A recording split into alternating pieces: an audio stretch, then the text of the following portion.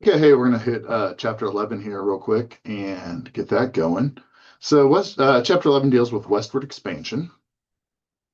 There we see the painting about manifest destiny and the as we move from the east to the west, different settlers. You see Olympia, or I'm sorry, Columbia here, carrying the school book and technology in the ways of the telegraph as we go forward. But Americans and Europeans had hoped to find a Northwest Passage across North America, right? That was the ultimate, the goal at the beginning of pre-colonization and then even into the era of Lewis and Clark. We're looking for some kind of a continuous waterway connecting the Atlantic to the Pacific.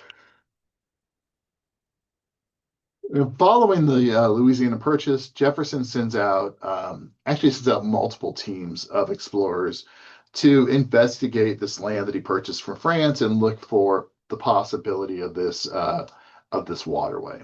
The most famous of these groups is going to be Lewis and Clark, and they're going to be the Corps of Discovery. Lewis and Clark and I think 33 other guys are going to go from St. Louis, Missouri, up the Missouri River, across the Continental Divide to the Columbia River, and then ultimately out to the Pacific Ocean, right? So they're going to go do that. Kind of see this is the land that we purchased from France here in the white.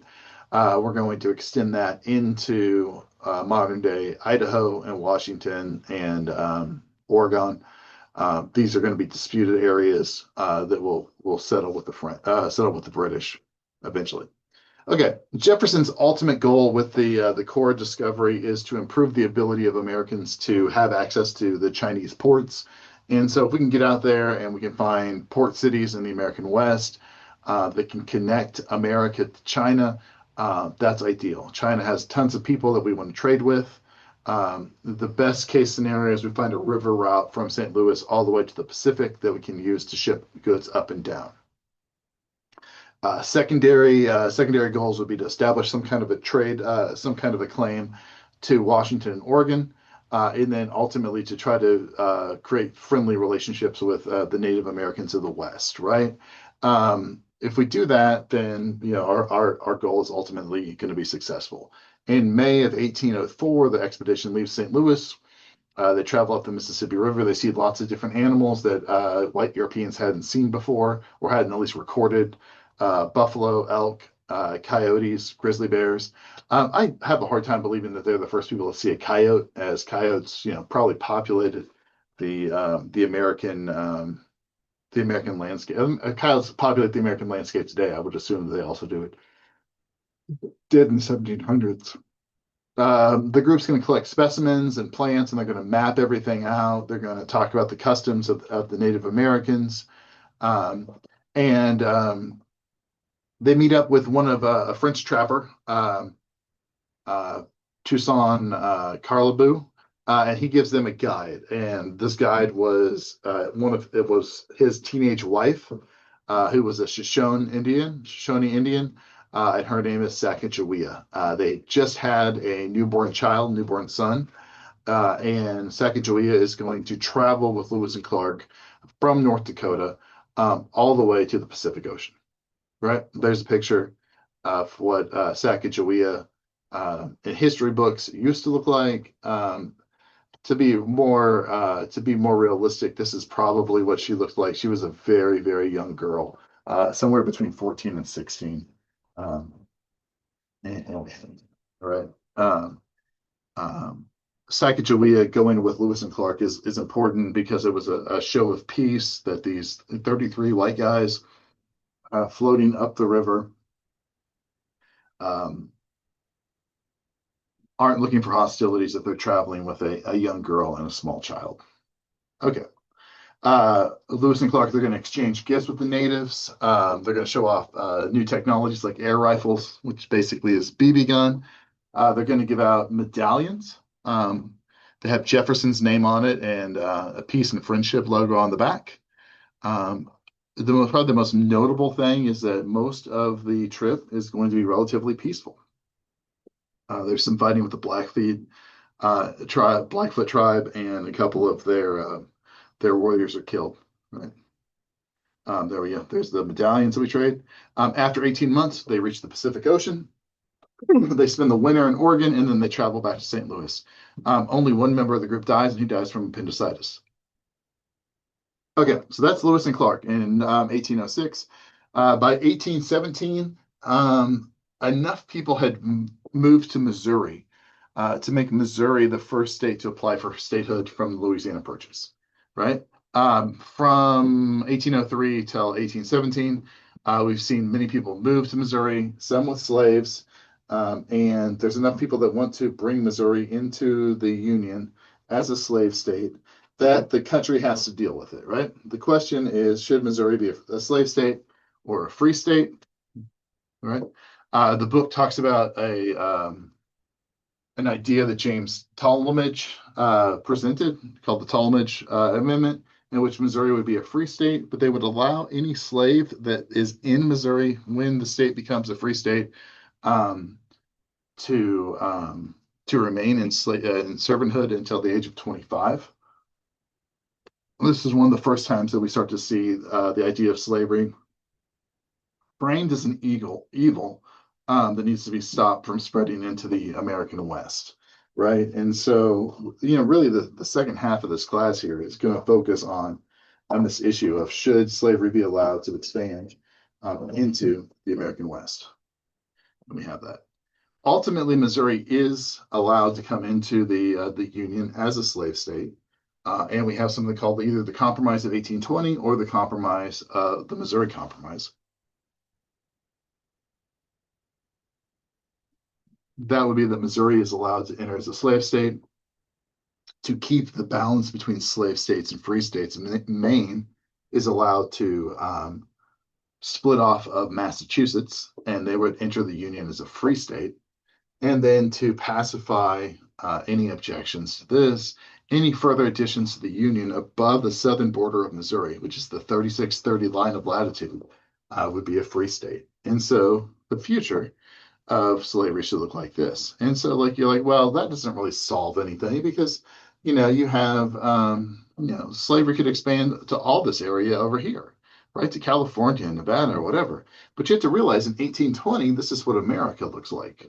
We have, we have the Missouri right here. This will become the Kansas-Nebraska territory. You have Arkansas, and then the Arkansas territory, and then what's going to become the Indian territories of Oklahoma. But the rest of the American Southwest is owned by the Spanish. They're owned by Spain. And so, like, there's no hope for the spread of slavery. And in 1820, the slavery issue is kind of settled, right? However, as history will have it, everything's not as simple as it sounds. In 1821, Mexico wins its independence from Spain. And Mexico encourages Americans to come and settle in the northern part of their country, right? They do this because they want a buffer against Native American raids, the more hostile Native American tribes, such as the Apache, that exist in the American Southwest. And so basically what they're doing is they're encouraging Americans to come and settle in this area right here, which will become Texas, right? Many Americans that move into this new area, this Texas, don't give up their American beliefs. They don't assimilate to Mexico and their new lands. They move there with their slaves, which isn't necessarily a problem in 1821, but in 1829, Mexico abolishes slavery. And so they're asking Americans to give up their slaves. They're asking Americans to give up their language. They're asking Americans to give up their culture. And the American settlers in Texas don't want to do that. Americans that move to Texas typically are seeing themselves above Mexicans on a social scale, right? On a social hierarchy, and they refuse to follow Mexican law. And so, because of the trouble that Mexico is having with American settlers in Texas, they forbid further immigration from Mexico. I'm sorry, from Mexico forbids further integration into Mexico by American citizens, right? Even with that, you still have tons and tons of Americans that are going to move into Texas illegally. Okay, and by 1835, you have a fair number, almost 30,000 Americans living there. 1831, Delegates from Texas demand certain things like suspensions of tariffs between America and Mexico, at least their area of Mexico. They want to resume immigration from the United States, allow Americans to move to Texas. They want Mexico to provide better protection for them against Indian raids. They want to create an independent state of Texas that's separated from the territory of Chichula, where they are right now, where they were right then, and then they want promises to land titles, right? Um, in 1833, the Mexican president Santa Anna agrees to all of that, except for statehood. They don't want to change, break up, and allow Texas to be its own state. But it really doesn't matter because in 1834, Santa Anna dismisses the entire Mexican Congress and creates a dictatorship, right? And in 1835, Mexico sends Santa Anna and the military send the military into Texas to demand that customs duties be reinstated and collected, right? And so, what this is going to result in is military conflict between the settlers in Texas and the Mexican government, the Mexican military. And so, we're going to see a small skirmish in the town of Gonzales. And then the Texas settlers are going to kind of set up base or set up shop in San Antonio. They issue a statement calling for the return of a constitutional government in Mexico, right? And they're having this small little revolution.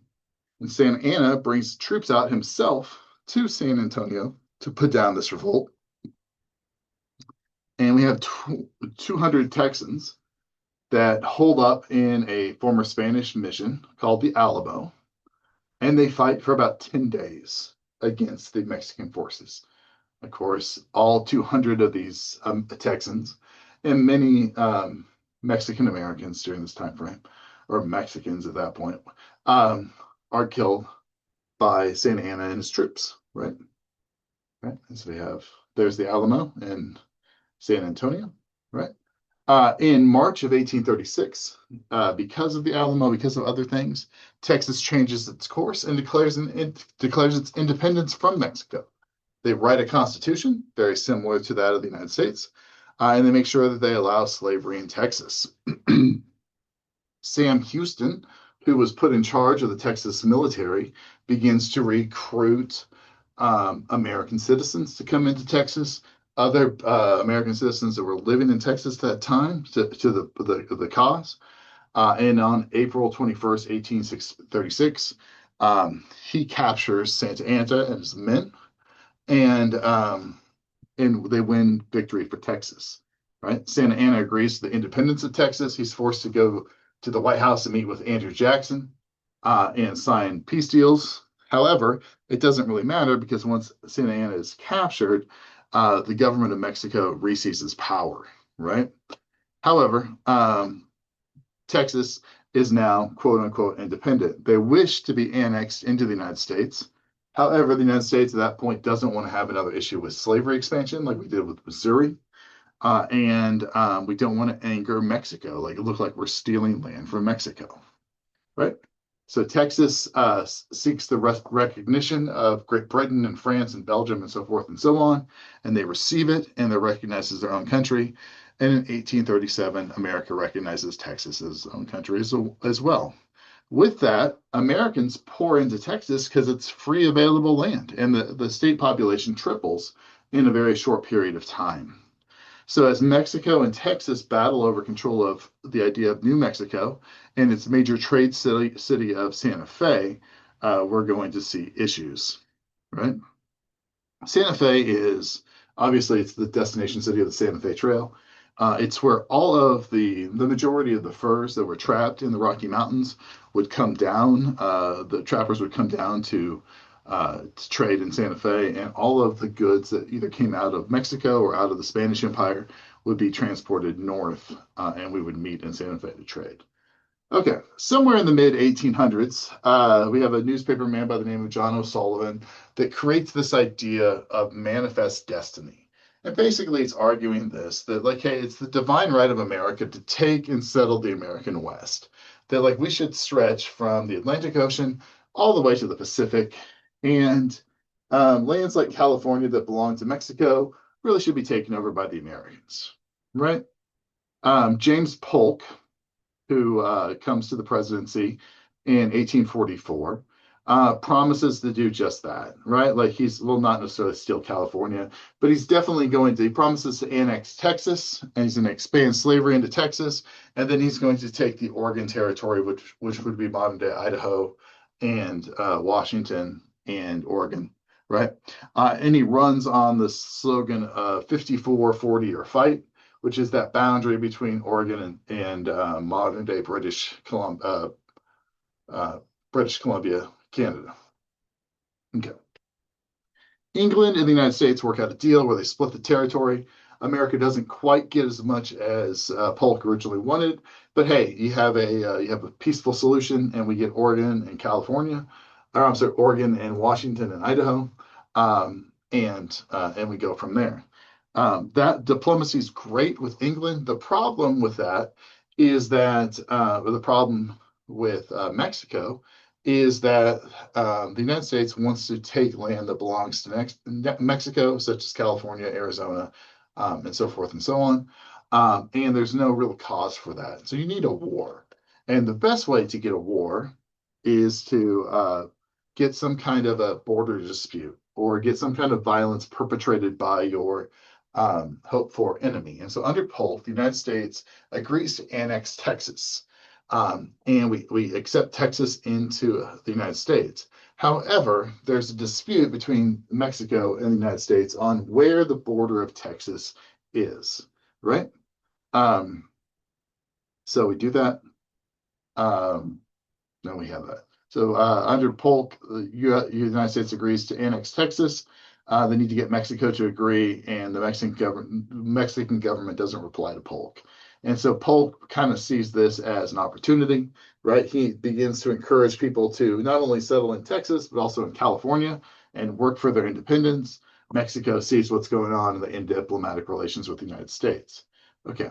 Then Polk sends U.S. troops into the disputed areas between Mexico and Texas, right? America sees our border at the Rio Grande, and Mexico believes it's the Nueces River and the Arkansas River in the north. So we're right here. And so you take troops and you stick them right in here, and you hope for some kind of a fight.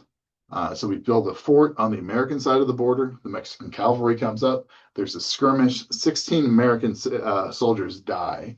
And Polk asks Congress for a declaration of war. It takes them 5 months to come to that. But in 1846, Congress passes an agreement or a declaration of war against Mexico. And we have the start of the Mexican-American War. Interestingly enough, this is one of the first times in American culture that we see the birth of an anti-war, counterculture argument, I suppose. You see people like Abraham Lincoln, who's a member of the House of Representatives, argue against fighting against Mexico, and you have Henry David Thoreau, who's going to go on to become a famous American author. Started a nonviolent protest movement in which he refuses to pay his taxes because that tax money is going to war. Okay. With the war against Mexico, the United States has three ultimate goals. We want to take control of northern Mexico, which is New Mexico, right? Arizona, those types of places. We want to seize California, and ultimately we're going to try to capture Mexico City to make sure we get the capital. All right. We're going to have three different branches or three different arms of the military do this. The first one, Zachary Taylor, is going to be put in sections of in the middle, where he's going to take over lands in the disputed areas into New Mexico, and then even into the Mexican city of Monterrey. Taylor's going to win celebrity because of this, and is put in charge of the whole U.S. Army. And Taylor's eventually going to use this popularity to kick off a presidency. General Kearny is going to be put in command of the Army of the West, and he's going to take over Santa Fe, New Mexico, and then move his forces to California. By the time he gets to California, the revolution's already begun, and California really had already kind of declared itself independence. And so uh, there wasn't a whole lot to do there. Kearny takes over as governor of California. Finally, the last leg of the military is led by General Winfield Scott, and he's going to take over Mexico City. This is going to be the most difficult fighting of the war, I suppose. You're going to see a lot of Civil War generals serve under Scott and form friendships, such as James Longstreet, who's going to be Lee's second or third in command during the Civil War, and Ulysses S. Grant have become lifelong friends during their service under Scott in the Mexican American War. Okay, the Treaty of Guadalupe is signed in February of 1848. It brings an end to the conflict and basically gives lands west of the Rio Grande to the United States. California, New Mexico, Arizona, Nevada, Utah, parts of Colorado up into Wyoming. And in exchange for that, we promise citizenship to anybody that lives in those areas. We take a certain amount of Mexican debt, and we pay Mexico $15 million for these new lands, right? We also promise to protect the citizens from Native American lands, right?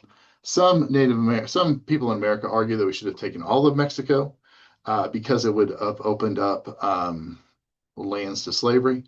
The largest proponent or the opponents of this would argue against the expansion into Mexico because of religious differences, the fact that Mexico has a large percentage of practicing Catholics, and that you have a lot of mixed race European, Native American um, um, races in Mexico during that time frame. So it's more anyway. It's a bad argument not to take over Mexico, but ultimately it's an ultimate good that Mexico is allowed to have its own independence. There we go. All right. So the idea, this is what America looks like after the Mexican-American War. It's believed that it's going to take hundreds of years for settlers to move out to places like California or whatever, and that Texas is going to be a slave state. And really, the idea of again we've expanded, but we're going to the idea of slavery is kind of taken care of, right? However, on January 24th, 1848, along the South Forks of the American River in California, James Marshall discovers gold, and that kickstarts the California Gold Rush of 1848, 1849. And by 1850, you're going to have settlers from all over, from Oregon, from Utah, from Asia, from the East, from South America, Hawaii, all over. People show up looking for gold, right? And they don't necessarily find gold, but they find that California is a relatively nice place to live, right? And the population swells over 100,000 people quickly in a year. They find that they need civilizations, they need places to eat, they need saloons, they need libraries, they need newspapers, and all of those things, right?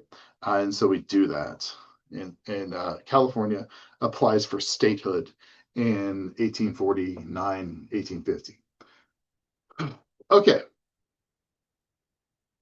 After Polk doesn't run for reelection, he's only going to serve for one term.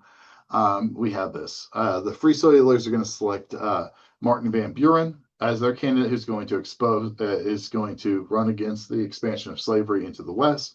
The Democrats are going to select Lewis Case, and the Whigs are going to run Zachary Taylor, right? The Free Soil Democrats and split their vote, and basically Taylor's going to win the election, right? And so the election doesn't do a whole lot to stop the debate over the addition of new states, right? We have this new population flood in California, and we have this issue of should California come in as a free state or a slave state, right? According to the Missouri Compromise, if California comes in as a whole state, this should be a free state because portions of it exist above the 3630 line. In reality, though, the idea is like, at least to President Taylor, the argument is that like slavery into the West, into places like California, is mute because the climate is so dry and it's too hot to grow cotton. And slave states are going to argue that, hey, it shouldn't be up to the government to decide where and when we can have where and when we can where we can take our slaves, right? We start to see the expansion again of that free soil supporters that believe that we ought to use the ideas like a popular sovereignty to allow the people to choose if a place should be free or slave. And the South ultimately argues that this is a bad idea because new states like California or New Mexico might choose to be free instead of slave, right? And so to settle this all, to put this all to rest, the Compromise of 1850 is created. And basically it says this: California is going to enter as a free state, right? Popular sovereignty is going to be used to determine slavery in places like New Mexico or Utah, and even beyond, right? So the slave trade is going to be banned in Washington, D.C., but slavery in the nation's capital is still legal. We're going to establish the borders between Texas and Mexico. And this is going to be the big one that's going to cause us problems when we get to chapter 14. That under the new fugitive slave law, those that help runaway slaves or refuse to assist in the return could be fined or imprisoned. So all of a sudden, people that were living in the North that really didn't care about slavery one way or the other were now facing federal crimes or federal prosecution or even fines if they don't actively help return slaves. And so that's going to cause us problems moving forward. So that's going to do it for chapter 11. We'll come back. We'll talk in chapter 12 about what the antebellum life was like in the South and slavery was like in the South. And then we will go on to reforms in the North on chapter 13. And then we'll head down towards the Civil War in 14, 15, and 16. All right, we'll see you then. Bye bye.